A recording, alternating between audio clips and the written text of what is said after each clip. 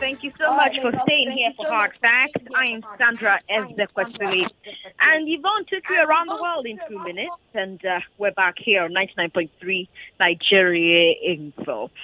How are the protests going? That's the conversation we're about to have. Our big hard fact today is that the NSAS protests have entered their 8th day. Today's day 8 of the protest. And there's been a lot that has happened since these protests started. It's been more than a full week of demonstrations. Protesters have said that they're ready to keep going. They've said that they heard the steps that government has promised to take, but they're saying that they're going to stay on the streets until those steps are taken. Now, a lot of people are looking at these protests and they're looking at how very different it is from all the other protests that have ever occurred, for all the other protests that have happened in Nigeria. And one of the questions I've been asking myself is, are these protests really that different? The protests that happened during Nadeko, for instance, were they that much more different than this one? I have a guest on the show who hopefully can answer that question for me, because she just wrote a piece about the history of protesting in Nigeria. She's the head of growth at Stears Business. They are a business publication, an online business publication, and she's been on Hard Facts before, making a return today. Fikayo, Akeredolu, thank you so much for joining us again. Thank you, Sandra. Thank you so much for having me. All right, tell me about this piece that you wrote. I want to hear about this piece you wrote. Tell me about it. Yeah, so I think what was very interesting about this was everybody kept saying, oh, we've never seen something like this in our lives. This has never happened in Nigeria before. And I think I was just intrigued. I think the entire Stears team was very intrigued. Is this true? Like, is it possible that this has never happened before? So we basically decided to conduct, an extensive sort of research or study into Nigeria's history of protesting, basically. Like, to what extent have Nigerians protested in the past? How long have the protests lasted? What has been the result? Just sort of understanding, is protesting actually, I guess, Nigerian culture, if you will, and how does this current protest fit into the history of protesting in Nigeria? So that's kind of the backstory, basically. What did you find? Tell me about your findings. Well, just taking it from the top, protesting is not new to Nigeria. I think the reason why this particular period, the protest in this time feels so different is because social media is heavily involved. I think we can confidently say that as far as movements and protests go in Nigeria, this is the first one where social media has pretty much defined everything, right? So I think that's what makes this different. But as far as protesting goes, even in the colonial era, there was a newspaper, my Yoruba is very bad, so I'm going to say this, I hope people don't judge me, but there was a newspaper at the time called Iwe. God, I hope I said that correctly. So you were close. I know enough from social studies to know that you're close enough. No, but there was a newspaper called Iwe that ran from, I think, 1859 to 1867. At the time, the newspaper was just supposed to, help people develop a reading culture. But over time, it actually started to, protest against slavery and, start to really sort of criticize the British colonial powers. There was also the Aba Women's Riot in 1929. I think it's always what's very interesting about doing the research for this was finding out that at the time, it wasn't actually riots. The women did not necessarily riot in the conventional sense that we think of riots. The women just basically went to the market square and said, you people are, affecting us. But obviously the British at the time did not understand what the women were doing, so they called it riot. So the name About Women's Riot is actually from the British. It's not necessarily a name that the women at the time wasn't a riot themselves. And then we sort of move on to history and we talk about Nigeria's time under military rule, right? When there were a lot of coups in Nigeria. And I think what's always interesting, what people forget, is that a coup d'etat is actually a protest. It's violent and aggressive, but it's a protest, right? It's telling someone, I don't trust your leadership anymore, so give me the mantle of leadership. So we go through Nigeria's time military rule, and you start to have people like Fela coming forward to become, protest leaders and voices of dissent.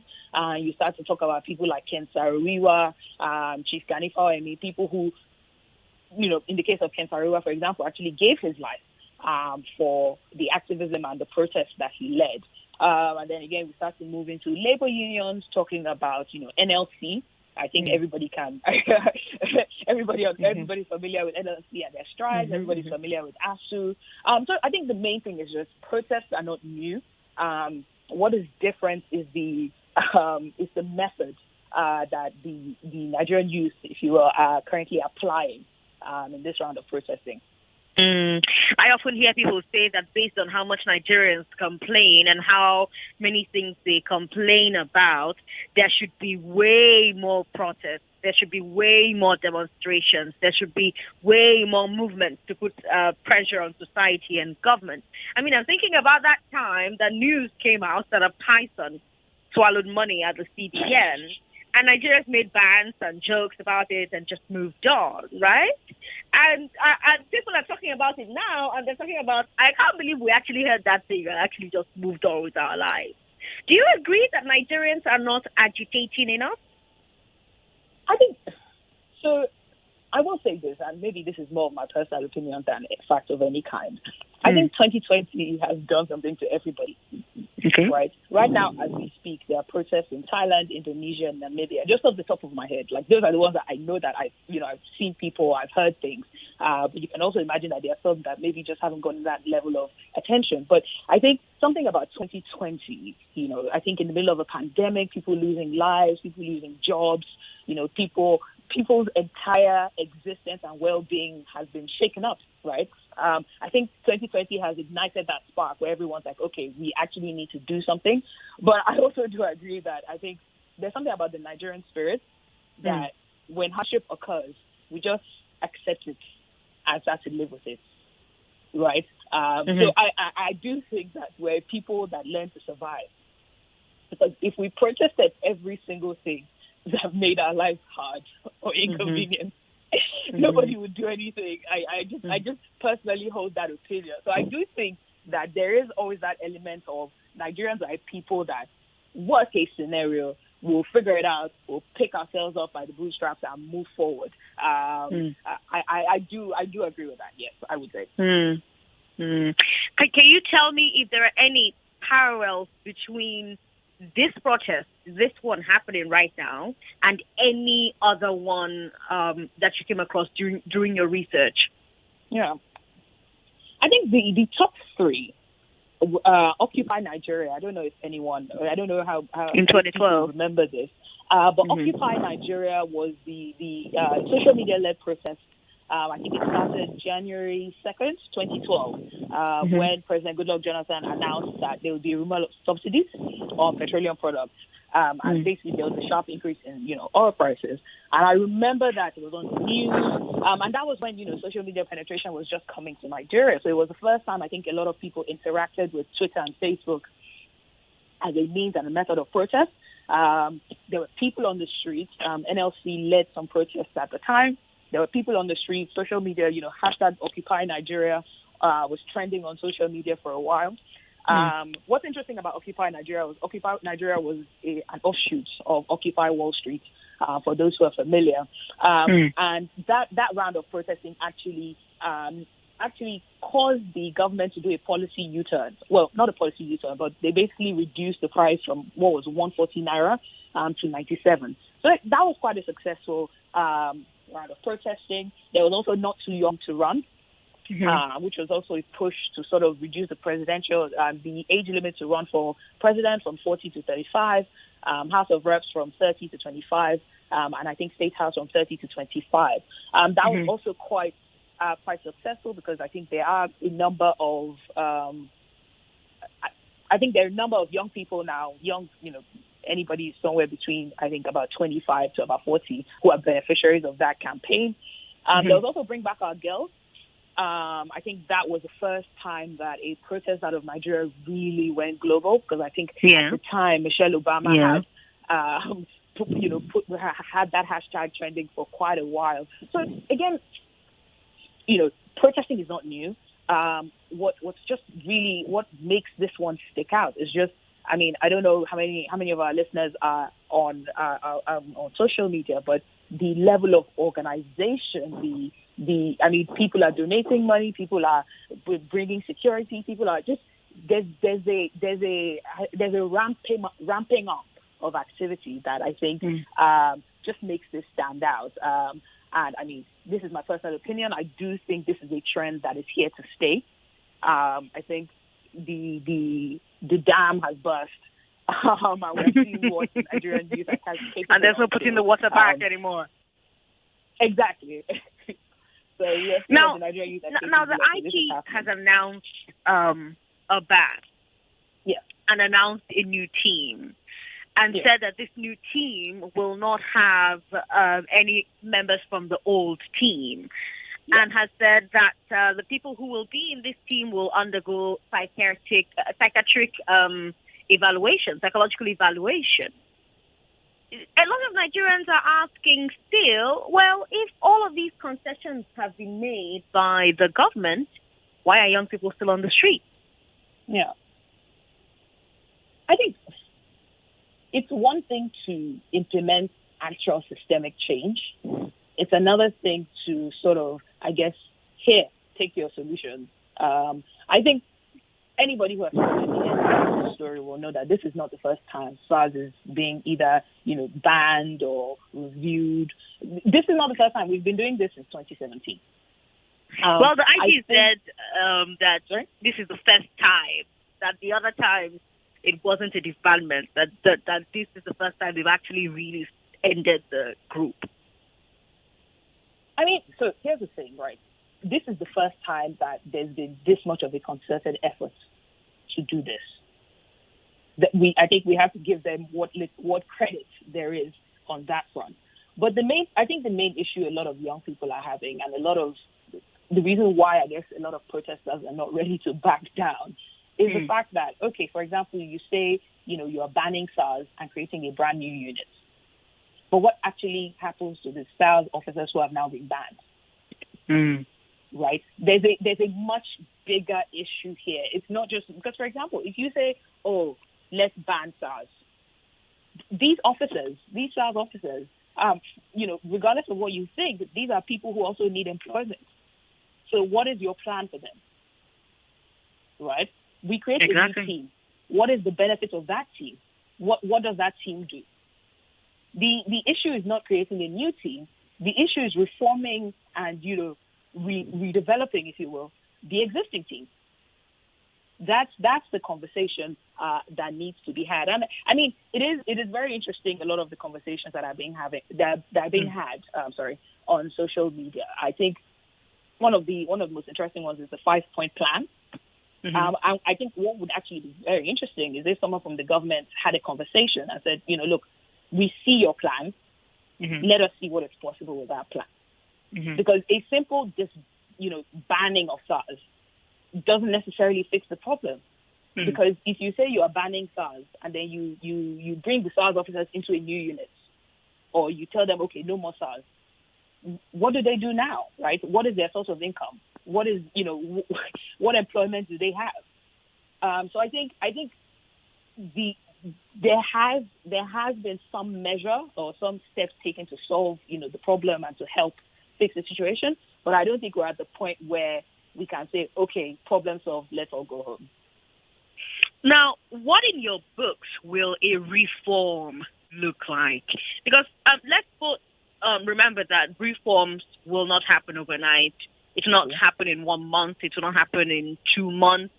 Are the protesters ready to stay on the streets for as long as it takes? I mean, protesters in Hong Kong have been on the streets for 9 months.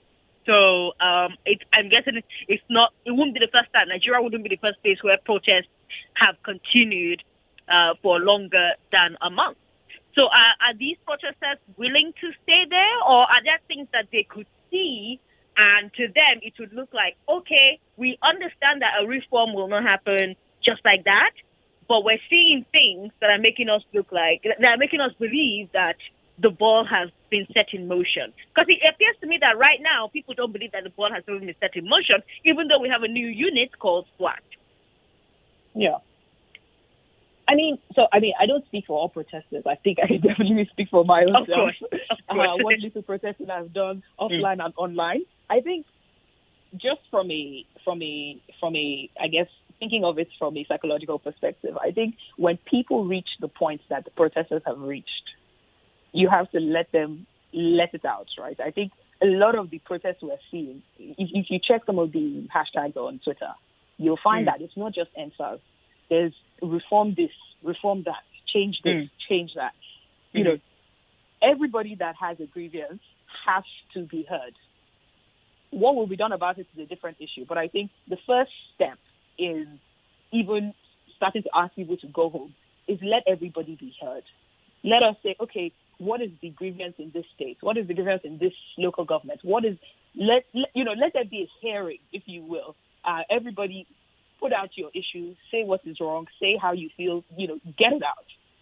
Because by the time that frustration goes away, you can then start to ask people to go home. Right now, everybody, to put it very bluntly, blood is still hot. Everybody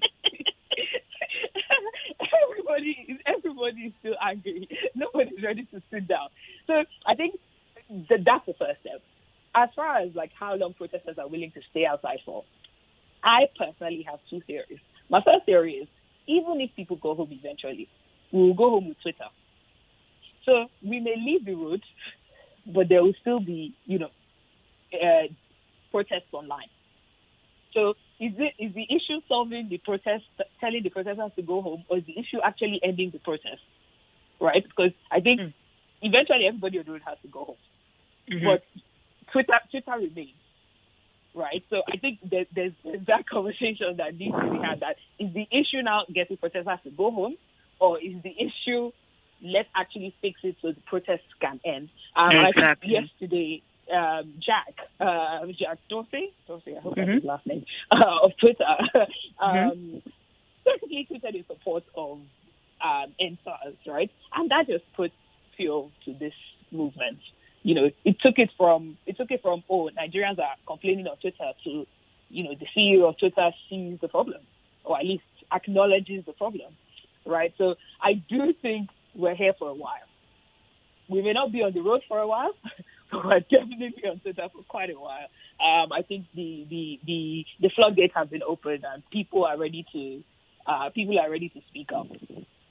What are low-hanging fruits you think the government could go for? What are things that you think government will see and do, and the protesters will say, okay, all right, I see you, I believe? I think, so again, this is my personal opinion off the back of what I'm seeing online. Like I said, I think right now, most people protesting do not feel heard, right? There's a sense that the government is not listening. And that is the first step. There needs to be a sense that people are being listened to. I don't necessarily have a solution for how the government should proceed with this. It could be anything from, the governors addressing the citizens, the president addressing the citizens. I don't necessarily have the best solution, or I don't necessarily know what the best solution is, but there needs to be a concerted effort to make people on the street, to make the protesters know they're being heard. Because by the time you get to the point where people are on the road, you've gone too far. We've officially, we're now at a point where, I personally believe that, because we're now at a point where protesters are being fed on the streets. There are people who normally don't know where their next meal is going to come from that are now eating at protests. If I don't know where my next meal is coming from and the price of my next meal is a protest, will I not protest? So I think the government needs to just actually try and listen. And when I say listen, I don't just mean, oh, we've heard you, this is what we're doing. No. You know what? There are systemic failures. This is what we would do to fix it, and this is how you can hold us accountable. There needs to be that kind of, I want to call it a terribly honest conversation where everybody says, this is what is wrong with us. This is what we think. This is how you can, fix it. And the government just needs to say, okay, we have heard you. This is our own plan. I think that for me, on a very personal level, is low-hanging fruit. And then I think, as we start to look more long-term, we start to look at all sorts of policy reform, laws and all sorts of things being put in place. But I think as a starting point, people need to feel heard. Okay. Lagos, let's talk. Let's hear you. 0700-993. 993 993 0700-993 Have you been a part of the protest? What do you think about the conversation I'm having with Fikayo? What do you think about the points that she has made about the history of protests in Nigeria? Have you protested anything in your life? Let's talk. Hello. Hello. Hello. Good evening. Thanks for calling. What's your name? Yeah, this is Asha. Good to have you on the show. Go ahead. Well, about the protest going on, I really appreciate all the youths that have been on the streets for 8 days now. Well, to take it back, because our government have not even committed themselves. At least if they can commit themselves like 80 or 90% of these promises, you understand? We youth will go back home, you understand? But now there's no commitment themselves, you understand? They are just telling us, okay, we do like 5 things that we want, you understand? But it's unfair. One, this is it. The police that killed that protester, they should bring them to justice. But now, why can't you for them to figure out that person out since how many days now? It's unfair. So you understand? So look at what happened at that Alausa today. You understand? All those things now, we youth, we are angry. And it's unfair. It's unfair. Let the government come out and tell us what they stand. You understand? And this is what you cannot even say you want to switch on. You swap SAT and then bring out SWAT in just 48 hours. It's unfair. You understand? It's unfair. Let them do something about it. And then if they are not ready, to do something about it, we youth, we are still ready to be on the street for the rest of this month, and then even though if possible for the rest of this year. Look at it now. Look at the protest now. It's fun. You understand? Look at what happened at Lekki. They bring public toilets. You understand? Bring food. You understand? People are enjoying. You understand? And this protest is very peaceful protest, not violent protest. You understand? It's very peaceful protest. You understand? Look at what happened again in Alausa today now with hoodlums. You understand? Attacking protesters. It's very annoyed. So right, I don't know. Thanks for calling me. We'll take a quick break and come back. Lagos, if you just joined the show, you're listening to Hard Facts on 99.3 Nigeria Info. I am Sandra Ezekwesili. I've got Fikayo Akeredolu on the show with me, and she's the head of growth at Stears Business, and they have been curating a lot of information to what's the word I'm looking for now? To catalog, if you like, these protests, to give a record of these protests, to document these protests. We'll talk some more after the break. Don't go away. Hard Facts will be right back. So if you've already started this amazing journey of immunity, I say to you, continue. You're doing well. But if you've not started, make that decision today. Stack up as many fresh fruits and vegetables in your meals and be sure to always complement it with a tall glass of 100% fruit juice. Your journey to strong immunity begins now. So what are you going to do about it? And remember, the pleasure of drinking Chivita fruit juice every day is the smartest way to strengthen your immunity. In commemoration of this year's Chivita World Juice Day, just answer this question and win authentic signed jerseys by one of the biggest football clubs in the world. All you have to do is tweet the correct answer and your phone number to @ChivitaJuices. And the first person with the correct answer wins. The question for today is, Chivita 100%. Can't think of a reason why you should apply for a Standard Chartered Visa credit card? 1. A 50-day interest-free period? That's unbeatable. We've checked. 2. Get up to 5 free supplementary cards for your family members. Plus, you earn redeemable reward points every time you use your card. A Standard Chartered credit card is the right card for money when you need it. For more information, please send an email to creditcards.ng@sc.com or call our call center on 01-270-4611 or toll free on 0800-123-5000. Standard Chartered Bank, here for good. Did you know that drinking 100% fruit juice daily could improve and boost your immune system? If you didn't know that, get in here because Chivita World Juice Day is here again.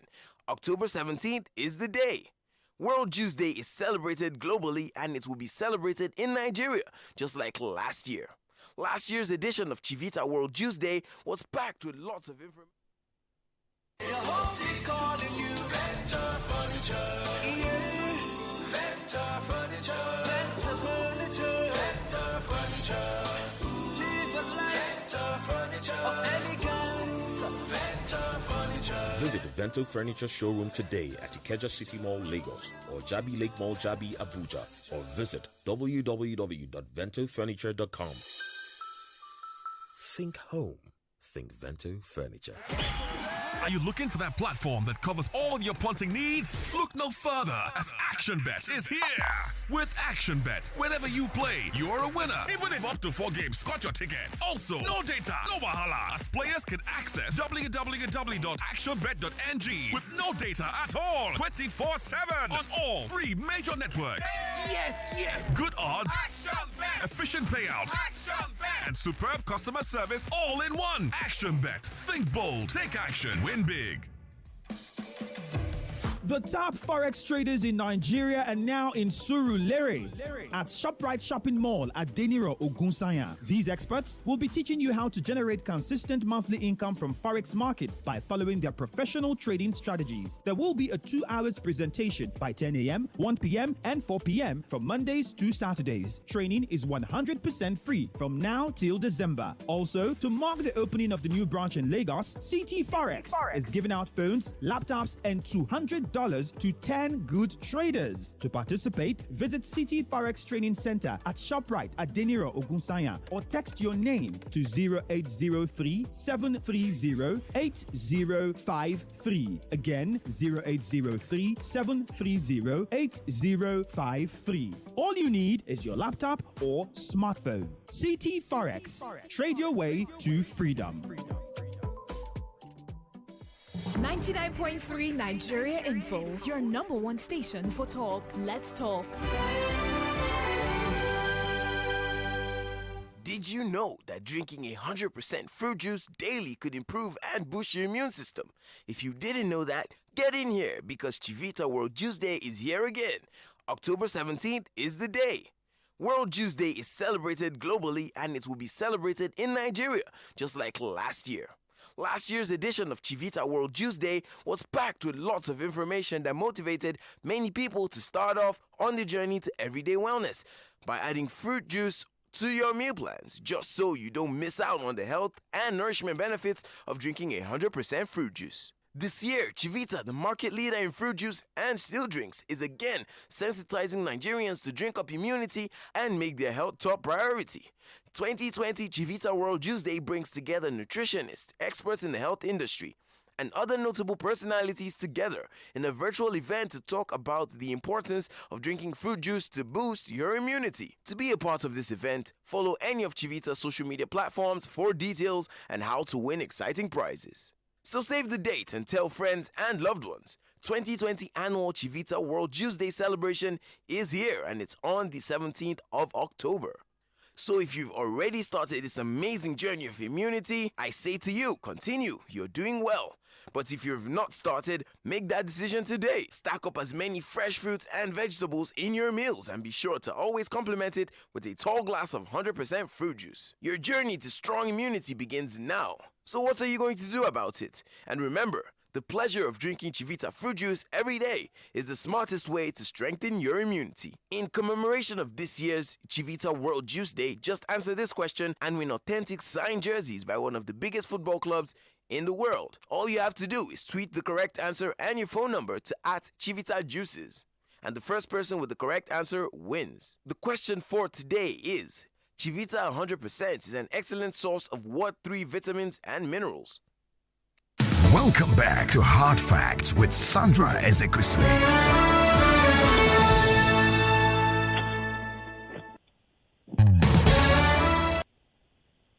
Lagos, if you just joined us, hello to you. Thank you so much for listening to Hard Facts on 99.3 Nigeria Info. You can tweet at us if you want to Nigeria Info FM. You heard the conversation I had with Fikayo Akeredolu. What are your thoughts on that conversation? I also want to know what your thoughts are on some of the things that have happened between yesterday and today.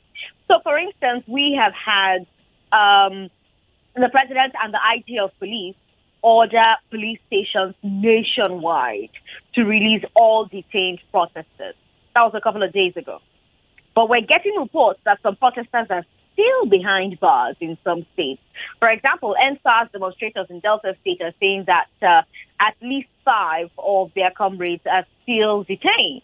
And we're getting some similar reports in other states. Today, you heard the eyewitness who reported that protesters were being beat up and handed over to the police.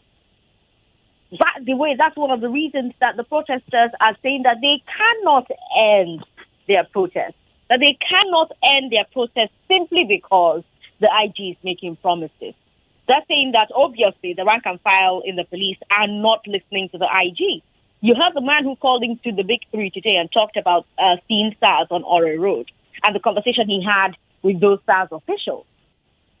But apart from the protesters, other groups are working to get the demonstrators freed. One of them is the NBA, the Nigerian Bar Association. You know that they're working, that the governing body for lawyers. And yesterday, the NBA told us that they've set up response teams to help release detainees. We've also heard complaints that the police are not letting lawyers see the detainees, but we're hoping that the NBA will have more luck. There are people on Twitter who are rallying around, organizing lawyers, organizing food, organizing all kinds of things. Now, apart from releasing protesters who are arrested, the NBA is also asking government to open up all SARS detention centers. I told you, no, I haven't told you this, but there was this officer, John Nwafo, who used to head the SARS detention center in Anambra called Okuzo. So William Obiano went to meet the protesters in Anambra, and he said to the protesters in Anambra that John Nwafo, has been fired from the service of William Obiano because he has retired.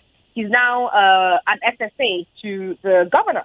So the governor said that he has been fired and that he's going to face prosecution, and hopefully that's going to end badly for that man. But he was accused of all kinds of atrocities. He was accused of all kinds of terrible, terrible things. So that's happening. And it's also in line with what the NBA is asking for, where they're asking for all SARS detention centers to be open. The NBA wants to perform an audit. They want to check every single detainee to find out whether or not they are there for a legitimate reason. Because remember, we hear stories of SARS picking up people and locking them up for months without charging them. We heard a story from the protests of a man whom SARS detained for 4 years. His twin brother died in their cell, allegedly. So the NBA is saying, open all the cells. Let's see everyone in there. And NBA is saying that this is not enough. Even if SARS is gone, the NBA says that they are still going to need police reforms, that there's still a policing problem. Because the problem is not just with SARS, it's with the entire police force. And so there needs to be wholesale police reform. They say that there needs to be mechanisms in place to monitor police activities, and we can also change the way that Nigerian police operate. So a lot happening, so much news, so little time. But it brings me to something that the IG's memo said about SWAT training. I talked to you about SWAT training yesterday. You cannot have a reformed police force without reforming their training. And now you have a new unit being formed, and it's supposed to replace SARS. And we've seen the actual officers in that unit. And we've seen that actual officers in that unit are being brought from other units. They are the regular cops that we see every day. They've received up until now the same training as other police. Now, IG wants them to get an extra 3 weeks of training, but it's still the same police command that is training them. So when you look at what the NBA is saying, that the police needs a new blueprint and external input, can we really say that the new SWAT will meet that standard? Because remember, this Sunday is when they'll start their training in 3 days. What are your thoughts on the protests and how they're going? What are your thoughts on what the NBA is doing and what the NBA has said? What are your thoughts on the history of protesting in Nigeria? What do you think about the NBA setting up response teams to help release demonstrators? And what about the advice that police open up cells for audit? Have you had any experience with a police cell anywhere in the country? Has a family member had an experience with a police cell? 0700-993-993-993. 0700-993-993-993. Hello. Yeah. Thanks for this calling. This is Baba G, calling from Baba G. Welcome. Yeah. Quickly, let me say this. NBA, I don't know whether they are protesting or is a demand that they should open all the SARS detention centers. I don't think the federal government will do anything. Have you forgotten, Sandra, what happened to respected justices of the Supreme Court and other judges that were rounded up in the middle of the night? What happened? And thugs, I'm confused. Who sponsored the thugs going around with the excursion of the police to be beating up the youth? It's funny. The way Nigerians, I don't know, I'm scared. Because a situation whereby the youth protesting for their rights, like somebody sent a message that said, if you carry a dead body, you are parents, you will not do that.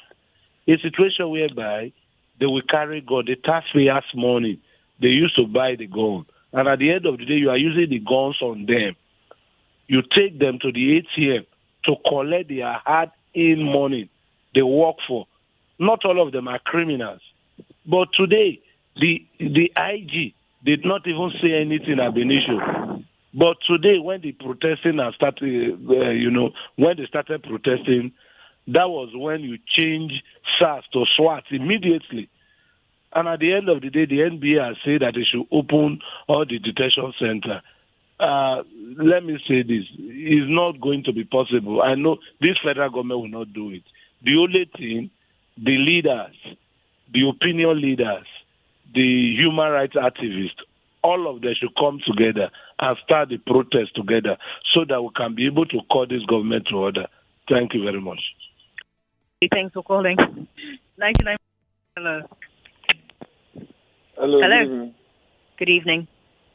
This is Aya calling from Ketu. Aya, welcome. Go ahead. Okay. On Sandra, thanks. My question is, I'm confused in this country because at least we've not traveled, but we're able to watch some of these American movies, and I know most of the things they act in their movie are the things they practice there in their system. Now, I believe SWAT, that is Special Weapon and Tactical Squad, are supposed to be intelligent system, intelligent, what's it called? Intelligent units that are supposed to come outside only when needed, which is first. Now, the second one is, but that's the who same is going to well. be, where is the investigative unit? Even SARS is not supposed to be out all the time. They're only supposed to come out at special times. Thank you. Now, my second question is, where is the now after the SWAT, the special weapon, who are supposed to be using weapons, they are not even an investigation unit. So where is the investigation unit? The people, now we still have their own, but we have scammers, we have cyber criminals who are going to be investigating them. I said I don't understand how the system will work in that way.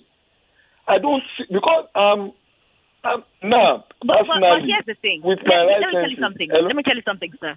Can you hear me? Okay. Yeah, the thing about investigating cybercrime is not on the checkpoints that you will do it, though. Do you remember Hush Puppy? Dubai police did not set up checkpoints to catch Hush Puppy. They did their investigation in their office, and then they now arrested Hush Puppy. But what we have police doing is setting up checkpoints, collecting phones, if Sandra Ezekwesili has PayPal on her phone, which is a legitimate app to have for receiving dollars and sending dollars, because maybe you have family in You are a scammer. they'll say you are doing Yahoo. That's not Sandra, you are a scammer. So that's not investigation. That's not intelligence work. That's like daylight extortion, isn't it? Yes. Now, another question I have is this. If there is, okay, now, they said as if an investigation, the investigation unit is not there anymore, SWAT is there, are SWAT going to be investigating and be going to catch the cyber criminals, which they've confirmed? Because there are still so many questions they seem to ask. If they want the protest to go, they should come out, pinpoint, come talk to people. Let us know you really mean what you're doing. I'm not sure, because what I'm expecting people to be taking responsibility. Sorry about that. Call back if you can. Ooh, sorry about that. All right, let's take another call. 99.3. Hello, Sandra. Good evening. Good evening. Welcome. Yeah. Hello, Sandra. Hello? Good evening. I can hear you. Go ahead. Okay, this is Edwin Asuko calling from Lagos. Welcome. Go ahead. Yeah, I want to talk about this. I'm 100% in support of this protest. Okay. Because something happened yesterday at Mile 2 bus stop. Okay. Something happened in the morning. That was around that between 6 and 7 in the morning. Okay. I was at my family house, so I left there to the office early in the morning. At that Mile 2, one trailer had an accident. Not just one trailer with one luxurious bus and one Danfo bus and one Okada. The Okada was under the trailer. So the rider of the Okada, I don't know, God just took him away. He escaped. He was a policeman. So when he jumped out, you know women are good people. They don't have wahala. The women were saying, thank God, oh, thank God. Oh. But the men were angry. They said he should have died because he's a policeman. So that goes to show you the feelings Nigerians have about police. Ordinarily, nobody will even wish his enemy to die. But that's not the case about Nigerians and their police. So these protesters are not saying they should kill policemen or whatever. The only thing, they should reform the police force. And it will be for the betterment of everybody. In fact, the police should even be the happiest people about this protest. Because I think they should reform them. They should increase their welfare packages. They should improve their welfare packages. But I don't understand why somebody in his right sense will send thugs to go after those innocent people who are not armed. They are just doing peaceful protest. But because of who some people are in this Nigeria, they feel the best thing is to send thugs. I guess. Just imagine the video yesterday in Abuja that people were sent to destroy people's vehicles. So it's so sad. That goes what happened yesterday. In fact, I was asking myself, when did we get this bad that people are wishing police to die? And these police are they are part of us. Some of them are our fathers, our aunties, our uncles, our brothers, our friends. They are part of us. But we don't like them because we feel they don't like us. Not just we feel, we know they don't like us. And we don't like them. And we can't continue like this. We cannot continue like this. So I'm 100% in support of this protest. Because we can't continue like, we just have to do something about the way this country is. If not, in the next 100 years, we can never get to anywhere. Sandra, thank you for giving me this opportunity. Edwin, we appreciate it. Hello. Oh, sorry about that. If you can, 99.3. Hello. Good afternoon. How are you? Yes, my name is Jesse, calling from Alausa. Welcome. Go ahead. Oh, what's happening in Alausa right now? Sorry? What's happening in Alausa right now?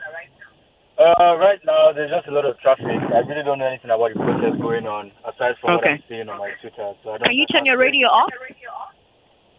Oh, okay, yeah. Go ahead. Sorry about that. So what I just want to say is, obviously, I'm in support of the protest, 100%. Okay. And I think the entire police force needs total reform from the top to the bottom.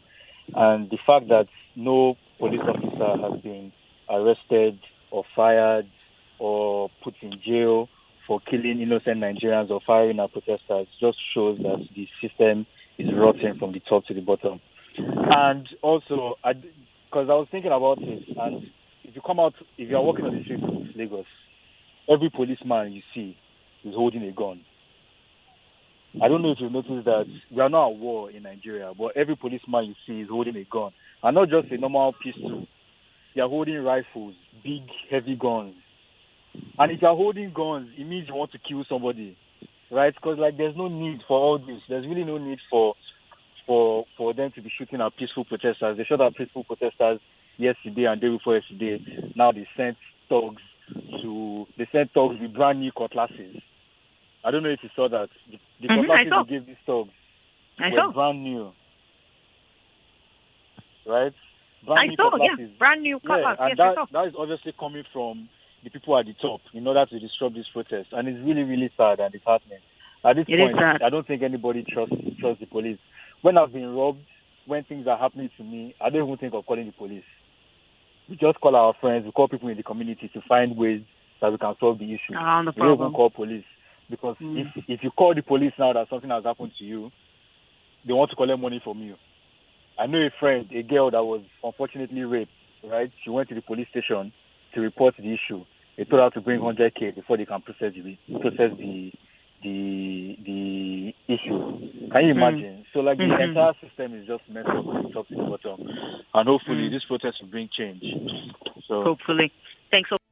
Appreciate it. I have to say really quick that it's the EFCC's job to catch Yahoo boys though. You know that it's not SARS' job. It's not the job of SARS. It's not the job of SWAT.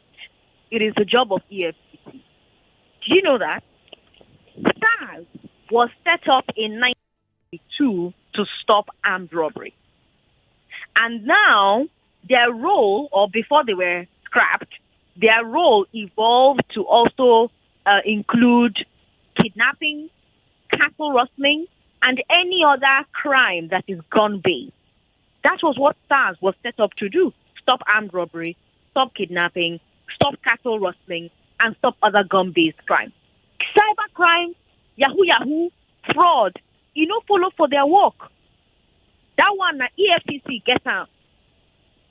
And here are things you need to know about this new SWAT. So, government is saying that nobody from SARS will be in this new SWAT. They're saying that the work of this team will be to gather security information. That's it, that they will be gathering security information. They're saying that this new team will not do patrol work. They're saying that this new team will not be allowed to search people's phones or laptops or any smart devices. They're saying that this new team must be free of any criminal cases, especially those that have to do with touching or using their guns anyhow or abusing human rights. Right?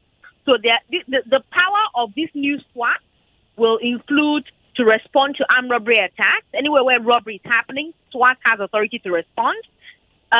This new tactical team has the power to respond to anywhere where crime is happening with weapons. They also have the mandate to perform rescue operations. And then they have to also they have the powers to conduct special operations when it involves high-profile criminals. So you're seeing that in nowhere in their jurisdiction is there financial crime. That's why they have no right to search anybody's phone or laptop or devices. Because you shouldn't even be on a patrol. You shouldn't even have roadblock. Now, when you get roadblocks, you'll begin to stop person, begin to search their phone now. If you don't get roadblocks, you know we'll search anybody's phone. That's why part of what they're not supposed to do is be on patrol or have roadblocks. Because they're only brought in for the gang crime. So that's their work. I'm hoping I've been able to answer the questions that the previous caller called in with. I'll take one more call and then we'll wrap this up. Sorry about that. Call back if you can. 0700-993-993-93. Hello. Hello. Thanks for calling. Turn your radio off. How are you? Sorry. 99.3. All right, let's go to Facebook. We've got Uche Amechi on Facebook who says, ordinarily, I would have advised the youth to end the... Hello, Sandra.